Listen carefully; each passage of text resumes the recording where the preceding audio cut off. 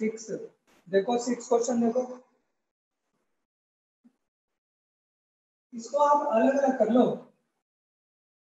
ln 1 plus sine x, इसको t लेके कोई फायदा नहीं होगा, इसको अलग कर लो ना, x tan pi by 4 minus x by 2, और इसमें आप बाय पार्ट करना, इसको पहला फंक्शन ले लो, इसको फर्स्ट फंक्शन और 1 को सेकंड फंक्शन, तो ये आ जाएगा हमारा फर्स्ट फंक्शन ऐसे ही आएगा,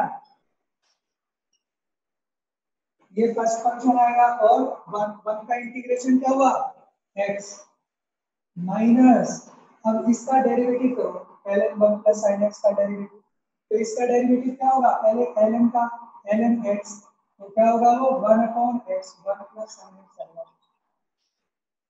और फिर 1 प्लस sin x का डेरिवेटिव करना होगा, तो 1 का 0 हो गया, sin x का cos x हो गया, और ये वाला x एज इट इज और प्लस ये वाला इंटीग्रेशन आपका ऐसे ही आ जाएगा। आगे सोल्व करते हैं, तो x ln 1 plus sin x, देखो इसको सॉल्व करो, ये जो cos x है इसको लिखते हैं अगर हम sin pi bye 2 minus x,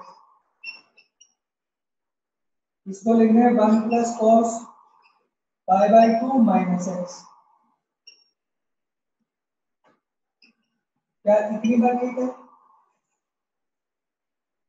सवाल क्वेश्चन ये है कि ये ऐसा क्यों किया है, ऐसा इसलिए किया है क्योंकि नीचे 1 प्लस sin x को cos में चेंज कर दिया, तो 1 प्लस cos x को हाफ एंगल में दोनों को ब्रेक कर देंगे, तो दोनों को ब्रेक करके क्या आएगा, ये आपका ऐसे हो गया ln 1 प्लस sin x हो गया माइनस, तो यहाँ पे क्या आएगा, देखो इसमें भी हाफ एंगल और इसमें भी हाफ एंगल, दोनों में हाफ एंगल को अगर आप ब्रेक करते हो, ये हो जाएगा 2 sin pi by 4 minus x by 2 और cos pi by 4 minus x by 2 और ये वाला x हो रहा है, और नीचे 1 प्लस cos, ये कितना हो जाएगा 2 cos square pi by 4 minus x by 2,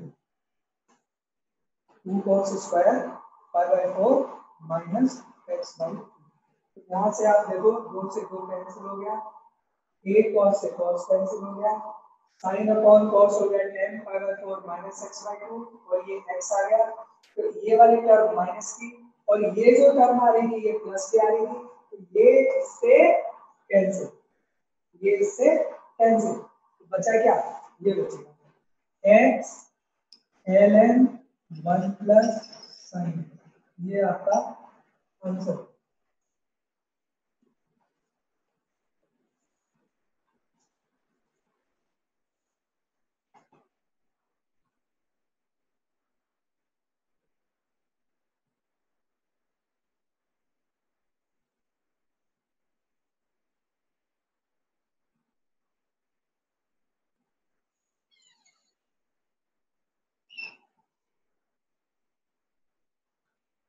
x की पावर 4 नहीं, x की पावर 2 कॉमन लो, इसमें से 2 कॉमन लेके देखो,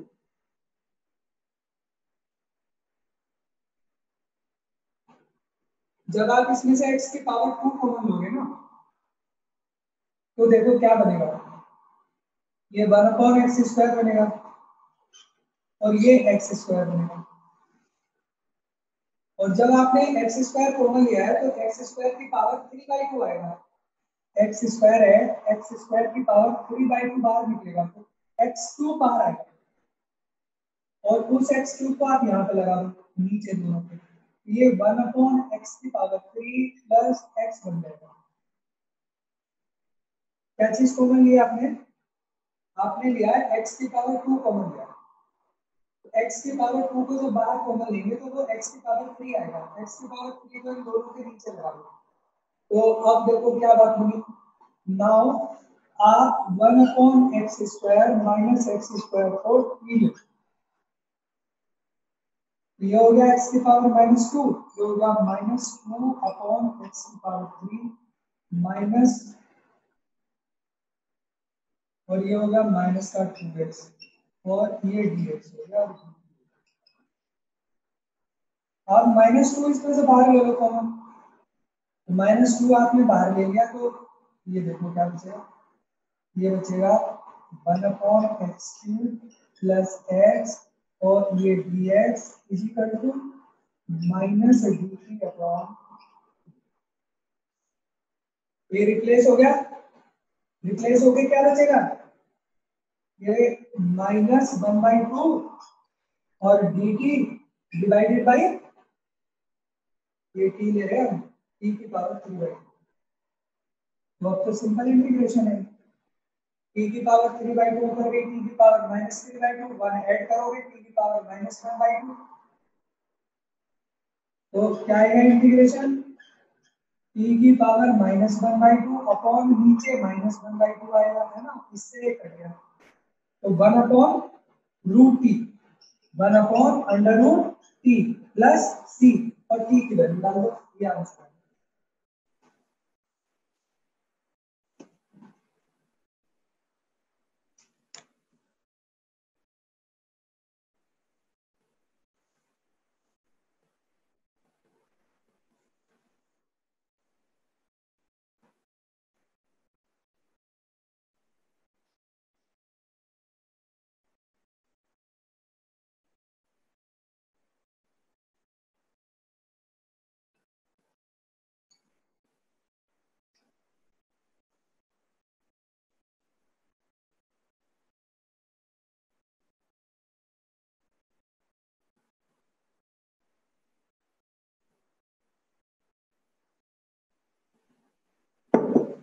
x इक्वल टू 10t आप रख सकते हो इसमें, क्योंकि x इक्वल टू 10t रखने से 1 plus ten square t sec square t हो जाएगा, रूट इसका सेक टी,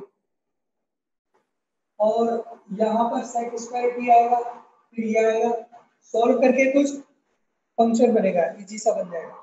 एक और तरीके से भी कर सकते हो आप इसको, एक तो आप x इक्वल टू 10t से कर सकते हो, और दूसरा एक और तरीके से कर सकते हो कि देखो इसका जो डेरिवेटिव है √1 प्लस एक्स स्क्वायर का डेरिवेटिव, अगर इसका मैं डेरिवेटिव निकालूं कितना आएगा, 1/2 आगे √1 plus x square into 2x, 2 से 2 कट गया, इसका जो डेरिवेटिव होगा √1 प्लस एक्स स्क्वायर, वो x upon √1 plus x square है, तो हम इसको इंटीग्रेट कर सकते हैं। देखो अगर ये लिखा होता ना x upon √1 plus x square, अगर खाली इसको इंटीग्रेट करना होता तो √1 प्लस एक्स स्क्वायर को मैंने अगर किया तो इसका derivative x upon √1 plus x square dx equal to ये dt आएगा, x dx अपॉन, इसको कर रहे हैं ना, तो इसका डेरिवेटिव क्या आएगा √1 प्लस एक्स स्क्वायर, ये आ जाएगा x upon √1 plus x square dx, ये dt आ जाएगा, ये पूरा का पूरा क्या बन गया dt, ये dt बन गया, तो इंटीग्रेशन क्या आ गया t, और t किसकी जगह √1 प्लस एक्स स्क्वायर की, तो मैं ये कह रहा हूँ इसका जो इंटीग्रेशन होगा पूरे का वो √1 प्लस एक्स स्क्वायर आएगा,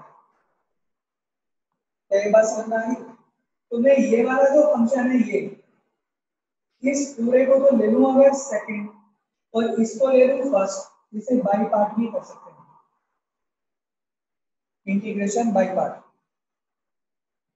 फर्स्ट फंक्शन ऐसे ln x plus √1 plus x square, this is first function, और इंटीग्रेशन ऑफ सेकंड, तो इंटीग्रेशन ऑफ सेकंड जो आएगा वो √1 प्लस एक्स स्क्वायर ही आएगा, ये मैं आपको बता रहा हूं, फिर आएगा माइनस, इसका डेरिवेटिव आएगा, तो इसका जो डेरिवेटिव होगा वो पहले ln का करेंगे, ln x लेके, तो ln x क्या आएगा 1/x plus √1 plus x square, ये हो गया, फिर x plus root 1 plus x square का कितना आएगा 1 plus 1/2 under root 1 plus x square ये आएगा इंटू 2x मल्टीप्लाई 2x पहले ln का क्या 1/x plus root 1 plus x square फिर x plus root 1 plus x square का डेरिवेटिव क्या है इसका x का 1 और इसका 1/2 रूट 1 प्लस एक्स स्क्वायर 2 से 2 कैंसिल हो गए और ये रूट 1 प्लस एक्स स्क्वायर ऐसे हो जाएगा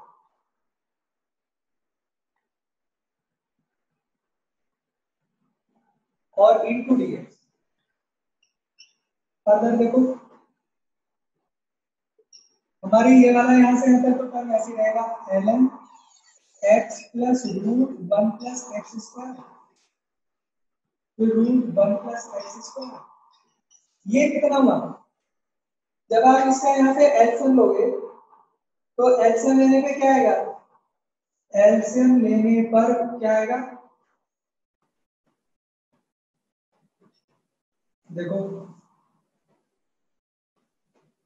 ये कितना बनेगा x plus root 1 plus x square plus x under root 1 plus x square और x plus root 1 plus x square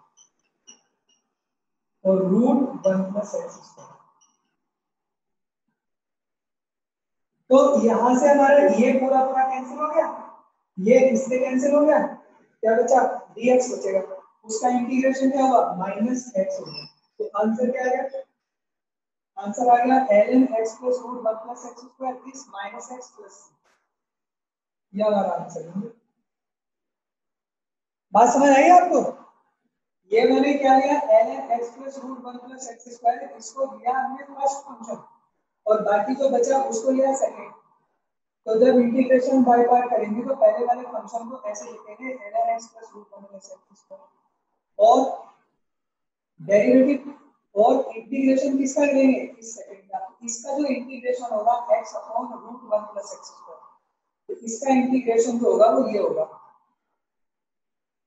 अगर हम इसका अलग से इंटीग्रेशन करके देख लें x upon root 1 plus x square का ये किया ना मैंने रूट 1 प्लस एक्स स्क्वायर को t लेके करो तो ये ऐसे करके पूरा dt हो जाता है t आ जाता है तो इसका integration root 1 plus x square होगा फिर इसका डेरिवेटिव क्या इसका डेरिवेटिव ये आएगा और ये रूट 1 प्लस एक्स स्क्वायर ऐसे इंटीग्रेशन बाय पार्ट में यहां एलसीएम ले लो ये सब कैंसिल हो जाता है सारा कैंसिल हो करके dx बच रहा है dx का क्या आ जाएगा x का ये आंसर है ये वाला जो है सेकंड फंक्शन इसको फर्स्ट फंक्शन किया इंटीग्रेशन बाय पार्ट क्या होगा first function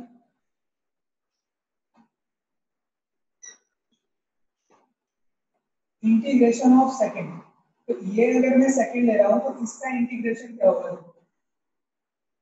x upon under root 1 plus x square ये है इसका इंटीग्रेशन चाहिए ना हमको तो इसका इंटीग्रेशन क्या होगा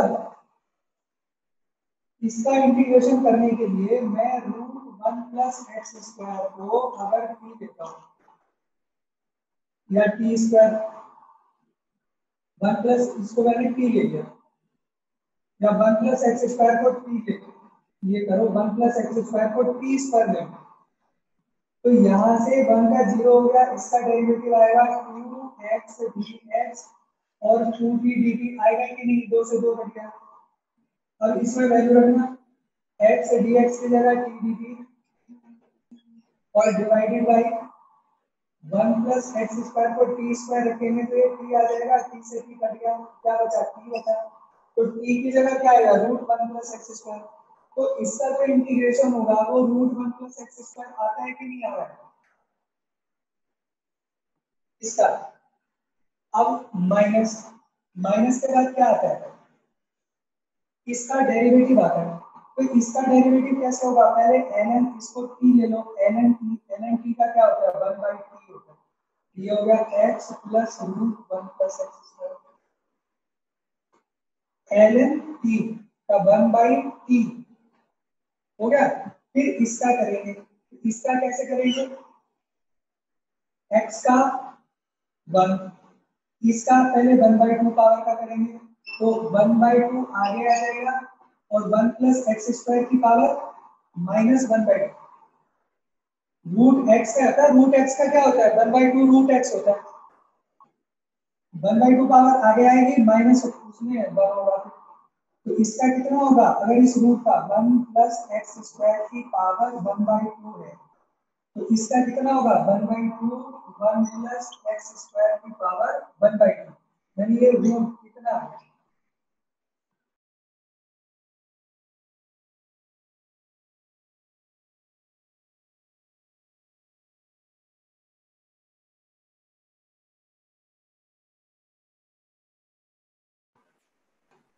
सेकंड स्टेप ही तो है ये। ठीक है सर। अच्छा, तो minus x plus root 1 plus x square आ गया, एक्स का 1 हो गया, इसका 1/2 under root 1 plus x square हो गया। अब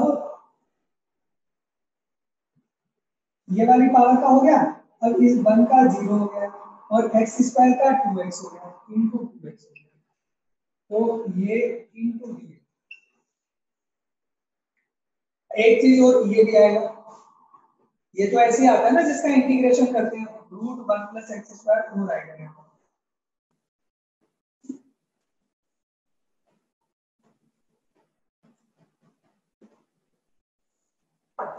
multiply root 1 plus x square dx।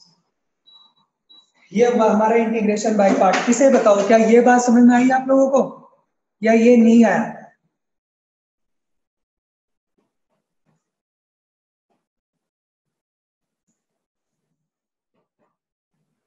आ गया,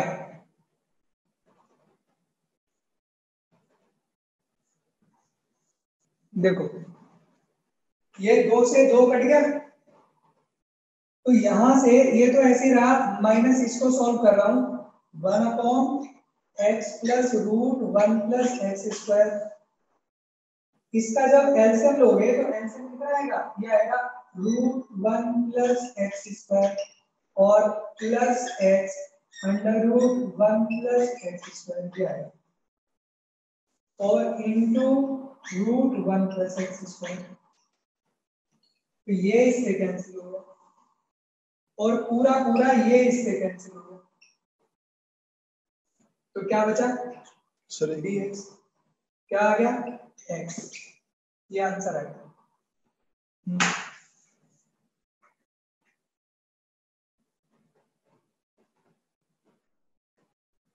क्लियर नहीं आ रहा, साउंड क्लियर नहीं आ रही नेटवर्क प्रॉब्लम है,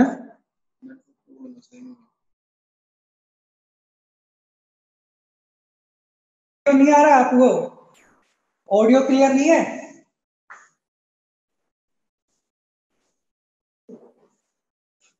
हैं? क्लियर है सर। हैं? क्लियर है? क्या क्वेश्चन क्लियर ये हो गया है कि नहीं अभी? अब आ रहा है, तो नेक्स्ट क्वेश्चन बोलो।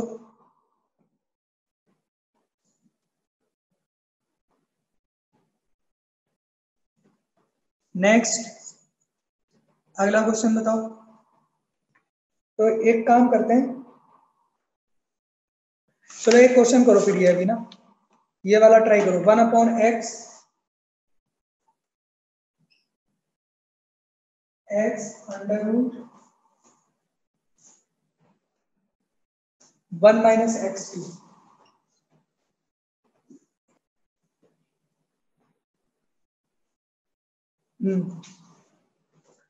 यहाँ पे आप क्या करो, एक्स स्क्वायर से नीचे ऊपर मल्टीप्लाई करके ये एक्स क्यूब बन जाएगा, यहाँ एक्स स्क्वायर आ जाएगा, और ये जो 1 माइनस ये एक्स क्यूब है, एक्स क्यूब को साइन स्क्वायर टी ले लो, या फिर आप 1 माइनस एक्स क्यूब को टी स्क्वायर लेके भी कर सकते हो, दो तरह से कर सकते हो आप। 1 माइनस एक्स क्यूब को या तो टी स्क्वायर ले लेना, या फिर एक्स क्यूब को साइन स्क्वायर टी, या 1 माइनस एक्स क्यूब को टी स्क्वायर से भी हो सकता है, करके देखना। यहां पर मैंने एक्स स्क्वायर से ऊपर ली और यहां मल्टीप्लाई कर दिया। अब यहां वैल्यू डालो तो ये 3x स्क्वायर dx किसके इक्वल बन जाएगा, 2 sin t cos t। इसका पहले दो पावर का करेंगे, आगे आ जाएगी 2 sin t, अब sin t का करेंगे cos t और देन dt। तो x स्क्वायर dx कितना आ गया, 2/3 sin t cos t और dt डिवाइडेड एक्स क्यूब की जगह sine square t 1 minus x cube 1 minus sine square t cos square t बन जाएगा, कॉस स्क्वायर टी का root cos t, cos t से cancel, 8 sine cancel, क्या बचा 2/3 और कॉस सेकेंड टी और dt। इसका भी डायरेक्ट फार्मूला हो गया कॉस सेकेंड टी का, क्या होता है log cos second T minus cot T. बस ये इंटीग्रेशन हो गया इसका। देखो इसके क्वेश्चंस आप करके लाओ, जो डाउट्स होंगे वो कल पूछना। और बाकी थोड़ा सा मैं डेफिनेट इंटीग्रेशन है, डेफिनेट इंटीग्रेशन की कुछ प्रॉपर्टीज बता रहा हूं क्वेश्चंस करने के लिए, ठीक है। प्रॉपर्टीज हैं उनको मैं प्रूव करा रहा हूं।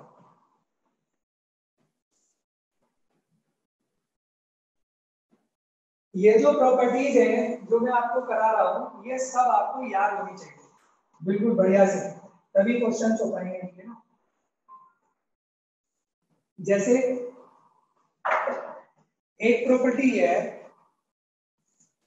कि लिमिट है a to b fx dx है, तो इसको हम a टू b इसका वेरिएबल चेंज कर सकते हैं, तो कोई फर्क नहीं पड़ेगा, लिमिट वही रहेगी a टू b और fx dx है, तो यहाँ पे आप क्या कर देंगे f की dt, वेरिएबल चेंज कर दो, या y लिख दो या z लिख दो, कोई फर्क नहीं पड़ेगा फंक्शन में। क्यों, अगर सपोज करो मैंने ये लिमिट, अगर मैंने इसमें पुट कर दिया x को वेरिएबल t, तो dx किसके इक्वल आ गया dt। देखो ये जो a टू b बता रहा है ये x की वैल्यू बता रहा है ना, कि x a से b तक है, x a से b तक है। जब हम इसमें x के प्लेस पर t रख देंगे तो ये हो जाएगा ft और dx के प्लेस पे dt, तो अब t हो गया। x की वैल्यू a से b तक थी, तो अब t की वैल्यू कहां से कहां तक होगी, तो अब हमको ये फाइंड करना पड़ेगा। जब x की वैल्यू a है यहां रखेंगे, जब x को a रखेंगे तो t की वैल्यू क्या आ जाएगी a, यानी t की वैल्यू a आ जाएगी जब x a है। जब x की वैल्यू b है तो यहां पे पुट करो x की वैल्यू b, तो t कितना आ जाएगा b आ जाएगा, तो t की वैल्यू ये b आ जाएगी। तो हम देखते हैं कि अगर हमने x की वैल्यू t रख दी तब ये चेंज फंक्शन जो होगा एफ टी डी टी हो गया, तो ये इसके बराबर ही तो आ गया, ये इसके इक्वल आ गया, ये याद रखोगे आप प्रॉपर्टी। दूसरी प्रॉपर्टी आप याद रखोगे कि अगर a to b F x D x है, तो इसके अगर हम लिमिट चेंज कर दें, जैसे ये b to a,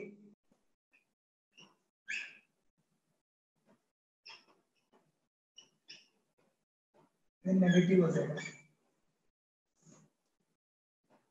minus f x D x हो जाएगा।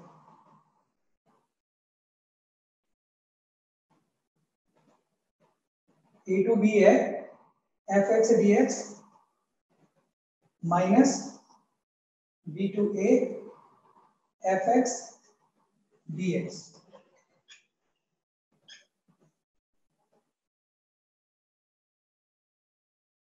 तो भी हम सब्स्टिट्यूशन करते हैं ना, जैसे x की वैल्यू हमने t पुट की है, तो ये x की वैल्यू होती है, जैसे हमने x की वैल्यू हमने t पुट की है ना यहाँ पर, तो ये x की वैल्यू है, x की वैल्यू a रख के देखेंगे यहाँ पर x की वैल्यू, तो जो t की वैल्यू आएगी वो लिमिट बनेगी इसकी जगह वेरिएबल।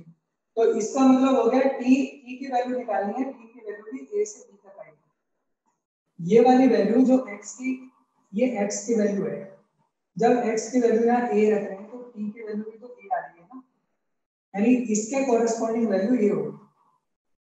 जब हम x की वैल्यू b रखेंगे, जब x की वैल्यू यहाँ b रख दी, ये वाली वैल्यू यहाँ रख दी, तो t इक्वल टू b हो गया, t इक्वल टू b यानी ये हो गया। तो कहां से कहां तक आ गई लिमिट, a से b आ गई, f की d। देखो ये फंडामेंटल थ्योरम है। सपोज करो कि a to b F x D x है,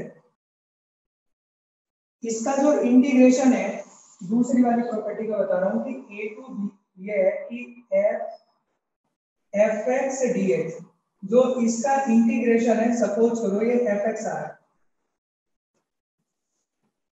कितना आ रहा है, इसका इंटीग्रेशन एफ एक्स आ रहा है। अगर इसका इंटीग्रेशन एफ एक्स है ये, तो इसका लिमिट a से b तक है, लिमिट आप इसका a से b तक है, ये लेफ्ट साइड होगी। राइट साइड में देखो, अच्छा चलो पहले इसमें मैं लिमिट लगा देता हूँ, कितनी आ गई है, ये लेफ्ट साइड है, ये लेफ्ट साइड को सॉल्व कर रहा हूँ। जब यहाँ पे लिमिट कैसे लगाते हैं, पहले अपर लिमिट को b को रखेंगे, ये आएगा एफ बी और फिर माइनस एफ। ये आपने पढ़ रखा होगा फिजिक्स में, इतना इंटीग्रेशन क्या है, क्या बात समझ में आ गई है, f B minus f a. Limit रखनी तो आती है आपको, लोअर और अपर लिमिट रखना। देखो अब ये लेफ्ट साइड हो गई, अब मैं ले रहा हूँ राइट साइड। तो राइट साइड कितना हो गया, ये है right side, minus b to a minus, ये जो एफ एक्स डी एक्स है, इसको हमने क्या लिया है इंटीग्रेशन, इसका एफ एक्स लिया है, तो ये हो गया एफ एक्स, इसका इंटीग्रेशन हो गया, और लिमिट क्या बनी, लिमिट बनी हमारी। अब इसमें लिमिट लगाओ, माइनस ये a लगाएंगे तो कितना बन गया एफ ए, और ये कितना बन गया एफ बी, ब्रैकेट खोल दो, एफ बी माइनस एफ। तो अब देखो क्या लेफ्ट साइड और क्या राइट साइड दोनों बराबर आती है, क्या लेफ्ट और राइट साइड दोनों बराबर है, दोनों इक्वल, इसलिए a to b F x D X equal होगा minus b to a F x D X, दोनों बराबर होते हैं। तो ये बहुत सारे क्वेश्चंस में हमको डायरेक्ट ये पता होना चाहिए कि अगर कहीं लिमिट मान लो ऐसे रही होगी 2 टू 3, और अगर हम उसे 3 टू 2 करना चाहेंगे, इसको आपस में इंटरचेंज करना चाहेंगे, तो यहाँ नेगेटिव हो जाएगा। ये इसका थ्योरम है, ये थ्योरम है, इसको याद रखें। या कहीं पर लिखा होगा a to b F x लिखा होगा, तो यहाँ पर हम a टू b t कर देंगे या y कर देंगे या z कर देंगे, इस तरह से चेंज हो जाएगा। इसको भी हम फंडामेंटल थ्योरम से भी कर सकते हैं कि इसका इंटीग्रेशन इससे भी कर सकते हैं, जैसे मैंने ये कराया ना, जैसे मान लो ये है, इससे ना करके फंडामेंटल थ्योरम से हम भी कर सकते हैं कि इसका इंटीग्रेशन एफ एक्स आ गया, तो लिमिट आएगी a टू b, ये बनेगा f B minus f a, और ये एफ की वेरिएबल तो चेंज हुआ है, तो इसका इंटीग्रेशन क्या आ जाएगा, एफ टी आ जाएगा, एफ और टी आ जाएगा, और यहाँ पे क्या आएगा ए टू बी। अब इसमें आप लिमिट लगाओगे F B minus F, same आ गया, दोनों इक्वल आ गए। अगली प्रॉपर्टी देखो, दूसरी प्रॉपर्टी,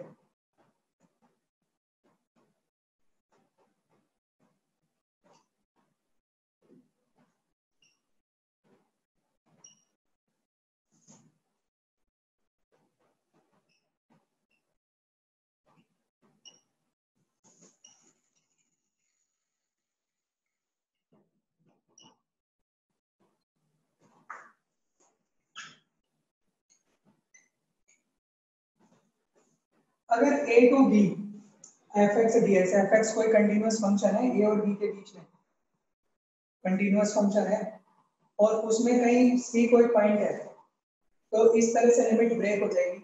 c a और b के बीच में कहीं लाई करता है तो a to c fx dx, c to b fx dx। इसको भी आप फंडामेंटल थ्योरम से कर सकते हैं कि इसका इंटीग्रेशन देखो fx dx, इसका इंटीग्रेशन सपोज दैट ये, तो इसका लिमिट क्या आएगा, limit a to c a to b, ऐसे fx dx इसका क्या आएगा f, ये आएगा a टू b, इसका इंटीग्रेशन fx, लिमिट क्या आएगा c टू b। जब इसमें लिमिट पुट करेंगे तो क्या बनेगा एफ बी माइनस एफ, और ये क्या बनेगा एफ बी माइनस एफ, ये क्या बनेगा एफ बी माइनस एफ। तो इसमें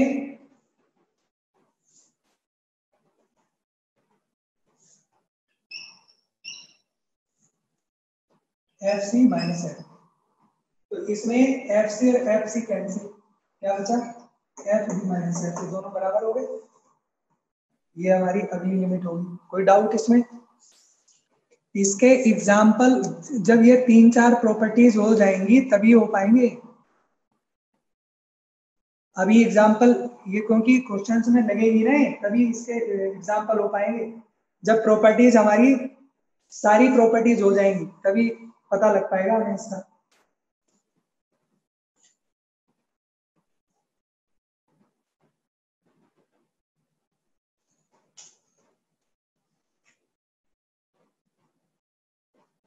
देखो एक क्वेश्चन कराता हूं मैं, ये जो अभी मैंने प्रॉपर्टी कराई है इसके ऊपर,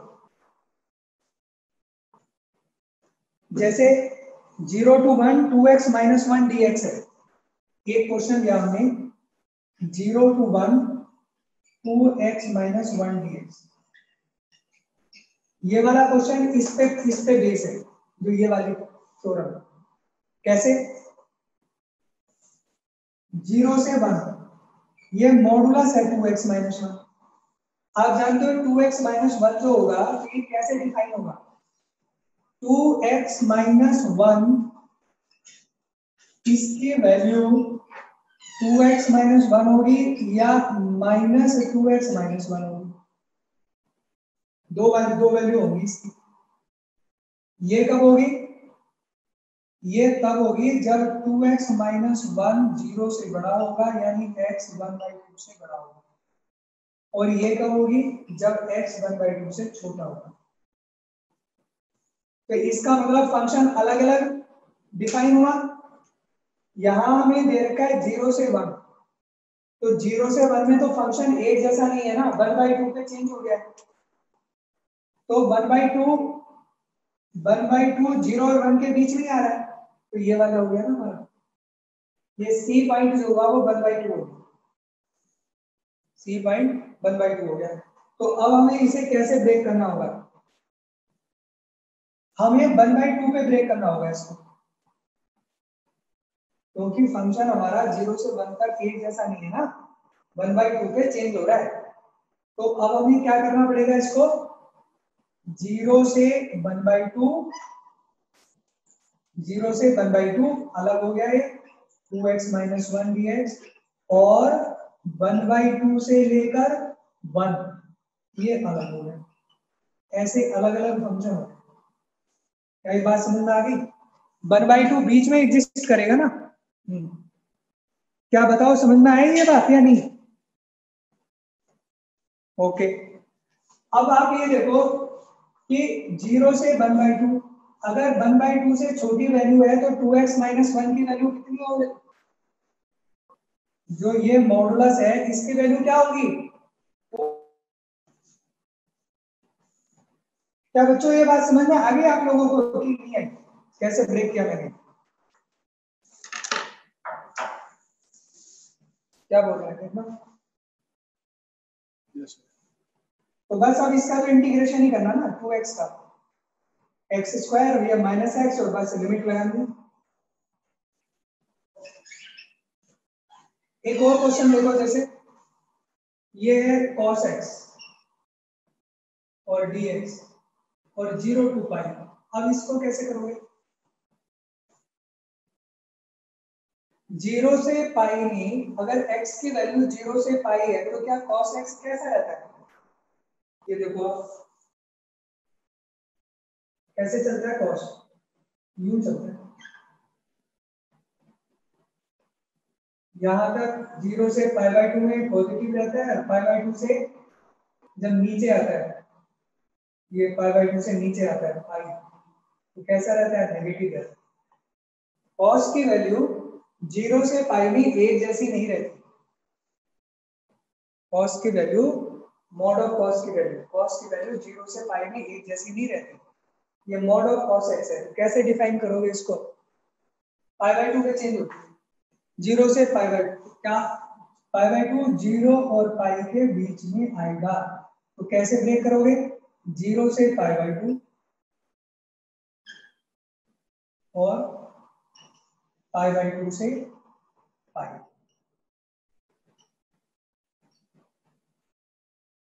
इस स्टेप को आप छोड़ सकते हो, डायरेक्ट लिख सकते हो, डायरेक्ट ये लिख सकते हो ऐसे 0 से π/2। 0 से π/2 में 0 से π/2 फर्स्ट क्वाड्रेंट हुआ, उसमें इसकी वैल्यू क्या होती है? हमेशा पॉजिटिव होगा cos, चाहे x कुछ भी रहा, तो ये cos x आएगा। और यहाँ पर π/2 से पाई, तो जब π/2 से पाई होगा तो सेकंड क्वाड्रेंट हो गया। सेकंड क्वाड्रेंट में ये क्या हो गया? माइनस का हो, माइनस cos। बस अब इंटीग्रेशन कर दो, cos का साइन और लिमिट लगा दो। इस तरह से इसको ब्रेक करेंगे। भी इंटरवल दे रखा है और उसको हमें ब्रेक करना है ना, तो ब्रेक करने को समझा रही है। मान लो x की वैल्यू हमारी a to b है और a और b के बीच में कहीं किसी पॉइंट पर हमें c पॉइंट पर हमने उसको अलग अलग करना है इंटीग्रेशन, उसको बता रही है कि हम ऐसे करके हम इसको अलग अलग कर सकते हैं, इंटीग्रेट करने के लिए बता रही है।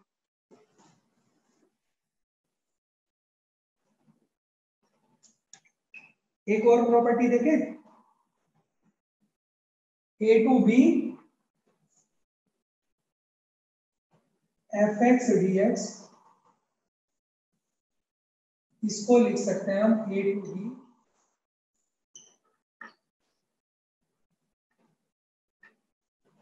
बराबर होते हैं दोनों। कहीं कहीं पे हमें जरूरत पड़ेगी तो हम a to b fx dx, a to b f a plus b minus x dx होगा। कैसे? मैंने लिमिट ली, ये ली लेफ्ट साइड, इसमें x को a plus b minus t को करो, सब्स्टिट्यूशन। जब हम x की वैल्यू रखेंगे a plus b minus t, तो dx भी चेंज होगा, तो यहां से dx कितना आएगा? इसको derivative dx equal to a का 0 b का 0 माइनस का, तो ये माइनस और dt आ गया। यहाँ पे जो x है वो a to b है, ये x का इंटरवल है a to b, तो यहाँ पे t आ गया डायरेक्ट, तो t का क्या होगा? तो वो यहां से निकालेंगे।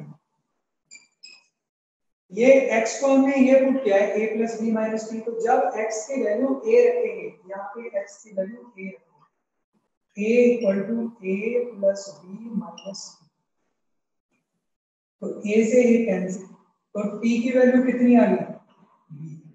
यानी कि जब x यहाँ पर a है तो t यहाँ पे क्या आएगा? b आएगा। x a था, x को हमने क्या लिया? when x को a लिया, when x a तो t b, when x को b ले, तो x को b लेना, x को b, तो b इक्वल टू, तो t कितना आ गया? a आ गया। यानी जब ये x b है तो उस समय पे t क्या है? a। अब आप इसकी जो ये दोनों लिमिट है इनको चेंज कर दो। तो देखो जो सेकंड वाली प्रॉपर्टी करी थी ना हमने कि जब इन्हें दोनों को इंटरचेंज करेंगे तो यहाँ नेगेटिव हो जाता है, तो इसको इंटरचेंज करने पे ये पॉजिटिव हो जाएगा, a to b f a plus b minus b।